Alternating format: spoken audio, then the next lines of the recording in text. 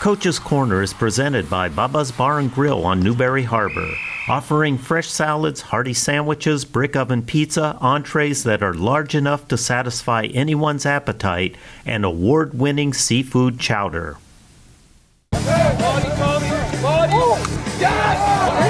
Yeah, I mean, I think tonight was a close matchup. You know, number 2 and number 3 team in the standings. We knew it was going to be a tight battle. You know, I don't think we executed all that well, to be honest. I think there was a lot of unforced errors. I think we got caught up in the emotion of the game a little bit in the first half. You saw a lot of uncharacteristic penalties, a lot of shots were missing the cage. I thought we settled down in the second half and made the plays when we needed to. But, you know, Plymouth's a gritty team. You know, we faced them in the playoffs last year. We were a 2 seed, they were a 7, and they knocked us off. So we knew we had our work cut out for us. They always do a nice job game planning for us, and just really proud of the kids. They stuck with the game plan, even though some of the shots weren't falling in the first half. They really kind of just kept shooting and believed in each other, and that's what it's all about. First, I think Jacob Arnold had a really good night in goal.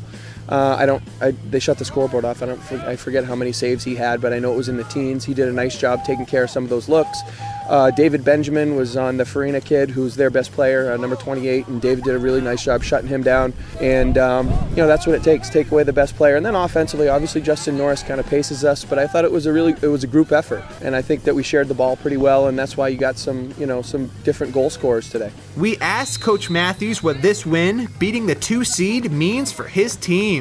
To be honest, this win doesn't mean a whole lot. I mean, it's just a step. It's the step in the right direction, you know. And so we have a challenging schedule. We've played Hopkinton twice. I think they beat us, you know, by 8 the first time. We lost in overtime the second time we played Hopkinton. I think we're progressing, which is what you hope your team would do, you know. Plymouth, you know, 1 loss before we played them tonight. We knew it was going to be a gritty game. It's just taking the next step. And I really see this group starting to grow. I think we've got good senior leadership. I think we've got some good young talent. Our goalie's playing well right now. So excited about what we can do in the playoffs, and I definitely think this group is motivated. Last year, like I said, we finished with 2 losses last year in the regular season. We finished with the 2 seed, which, you know, it looks like we probably will finish with again this year, and we lost in the first round of the playoffs. So I think this group is very focused as far as, you know, not keeping the picture too big, not looking way down the road and just being focused on what we're doing, but understanding, you know, what the goal is that we have here. We also asked Coach what he thinks his team needs to do to continue to be successful going forward into the playoffs.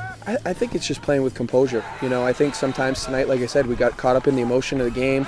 It was kind of frantic. We took some uncharacteristic penalties, and I think that's a hard thing for teenage kids to do. You want them to be excited to play the game, but then again, you got to play the game with composure. You got to run the offensive system, and I think sometimes we got carried away, caught up in the moment, and didn't really think through all the plays. So, you know, moving forward, I just need to see us execute a little bit better.